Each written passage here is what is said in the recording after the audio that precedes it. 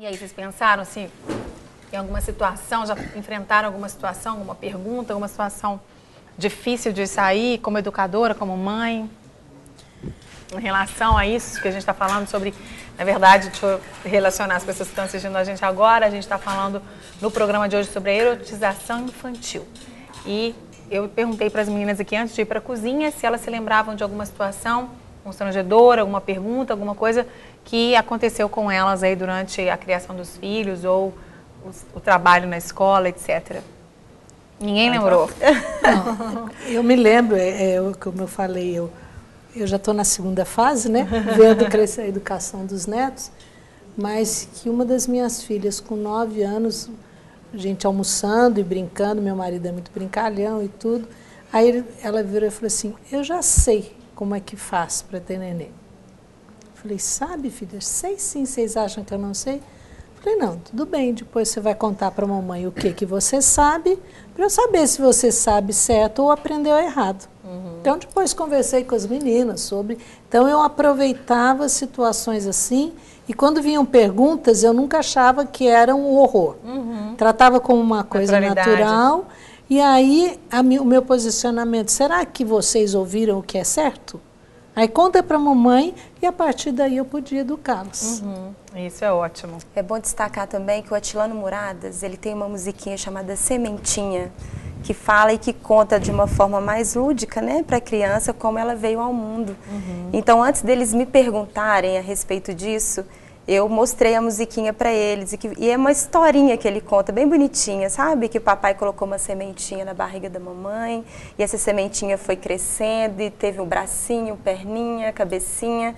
Então, foi uma forma mais do jeito que eles entendem mesmo, né? Acerca desse assunto. Verdade. Existem livros também, né, próprios para ensinar.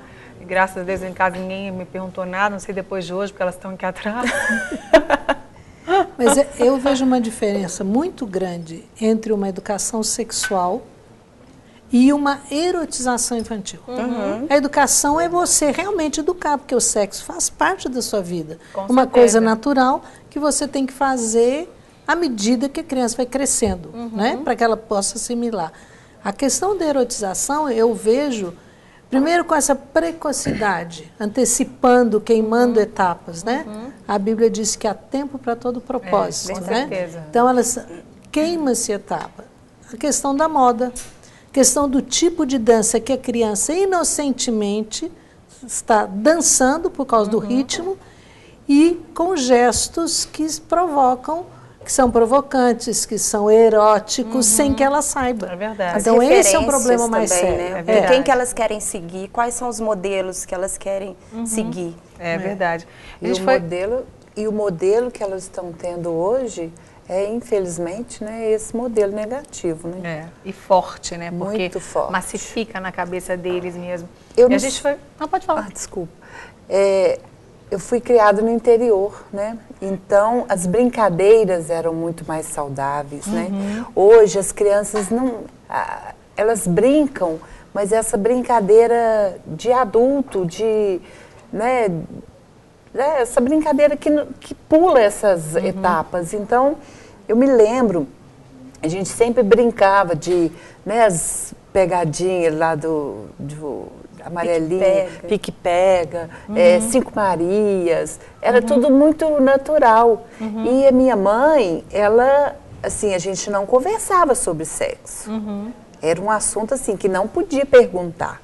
Então, assim, hoje a gente já tem essa visão de que é necessário, né, que se converse, mas o que a criança pergunta, só o que ela pergunta. Sem antecipar, sem antecipar nada. Tem pais, né, que ficam com medo da criança aprender na rua e a criança ainda não teve curiosidade, aí chama a criança, vem cá, vem cá, deixa eu te ensinar uma coisa. E às vezes a criança não está nem com a cabeça, antecipando uma está coisa. preocupada com isso, ela nem despertou ainda para isso. Verdade. E outros que a criança já despertou e pergunta, e o pai fala, não, depois a gente fala, não, enrola isso uma criança. Isso é conversa de adulto. Isso é conversa de adulto. Então, esses extremos, eles são perigosos, não é? Não é ideal a gente ter nenhum desses dois tipos de comportamento.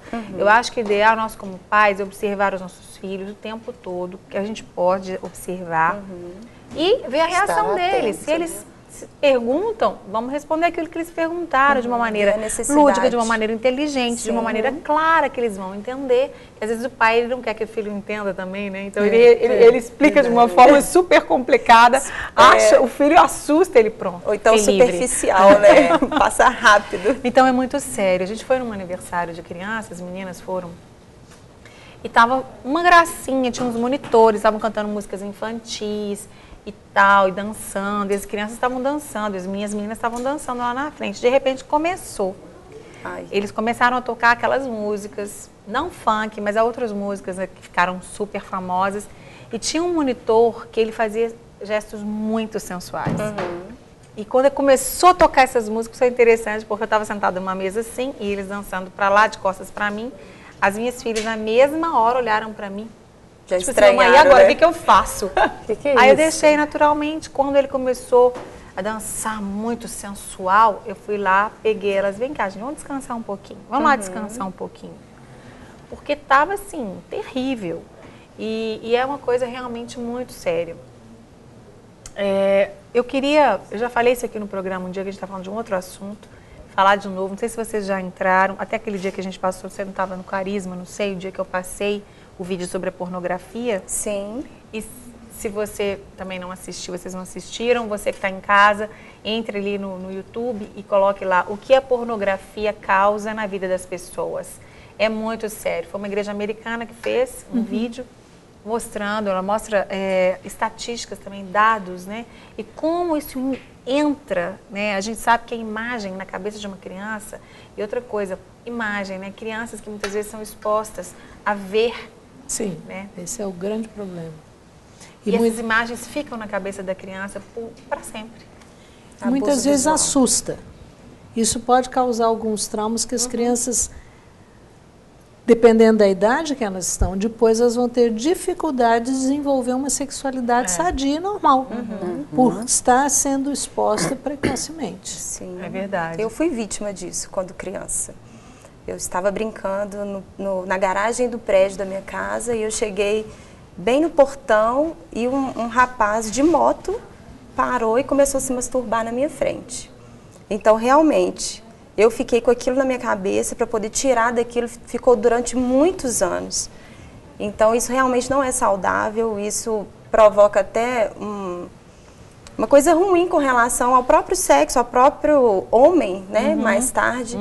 Mas glória a Deus que o Senhor cura todas as coisas, não é? É verdade. Eu também fui exposta, até comentei lá no dia, quando eu tinha 10 para 11 anos também, um homem pediu informação, ele estava dentro do carro, quando eu olhei ele estava mexendo lá no órgão dele, e aquela imagem nunca, graças a Deus, não criou trauma, mas nunca mais saiu da minha cabeça. Eu nunca mais esqueci, nunca mais vou me esquecer daquela cena. E como choca, né? Eu lembro que eu estava comendo um daqueles salgadinhos famosos, tem aquele que eu estava comendo aquele dia, eu detesto, eu não gosto. Não come nunca mais. Não come nunca mais. Mas realmente são imagens que chocam a criança e são agressivas demais. E as consequências também da erotização precoce. A gente vê programas que levam crianças, programas até bons, né? Por exemplo, o Raul Gil. As crianças dançam lá, rebolam, e os pais acham lindo, levam as crianças com mini saia, e as crianças dançam aquelas danças funk. Quer dizer, elas não sabem o mal que elas estão causando para os filhos dela. O que vocês acham que é o mal que estão causando para os filhos? Eu vejo que, primeiro, é a questão da frouxidão moral no mundo como um todo. E se nós não tivermos coragem de ser diferentes, de ir contra a corrente, a gente vai se acomodando. E eu sempre falo que quando eu fui adolescente, eu não era diferente das minhas amigas que não eram cristãs. Horário de chegar em casa, regra para namoro, tudo isso, maneira de se vestir, existia um padrão moral na sociedade muito mais rígido. Com essa frouxidão, os cristãos verdadeiros que querem manter um padrão sadio, eles começam a chamar atenção, ser diferente.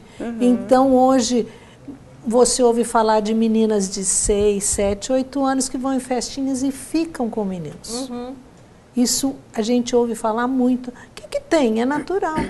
Quer dizer, então, essa frouxidão moral do mundo afeta de tal maneira que aqueles que querem educar seus filhos de acordo com o padrão da palavra de Deus, tem mais dificuldades. É verdade. A pressão contrária é muito maior. É verdade. Nos tornamos caretas, a gente não acompanha a evolução dos tempos, a gente ouve muita coisa, né? E outra coisa também, a própria criança, se ela não for bem educada mesmo dentro de casa nos padrões cristãos, ela se sente a parte da turma. Sim. Por isso você citou aí a Escola Mackenzie, as minhas filhas, nossos filhos, né, Lívia, estudam no Colégio Cristão, daqui de Belo Horizonte, da Lagoinha, que é uma bênção. Então, eles têm as crianças, elas são criadas, mais ou menos educadas, mais ou menos da mesma forma, Sim, o mesmo padrão. Língua, né, Márcia? E a escola, ela é baseada nos princípios bíblicos também, o que é um reforço muito grande para os nossos filhos. O que a Bíblia fala, né? Inculca na cabeça do seu filho, inculca, coloca lá de manhã, de noite, dormindo. E a gente precisa aprender isso, né? Como é que foi a sua experiência como educadora, Luciene? Como é que você via isso? Você trabalha ainda, não? Não, já aposentei.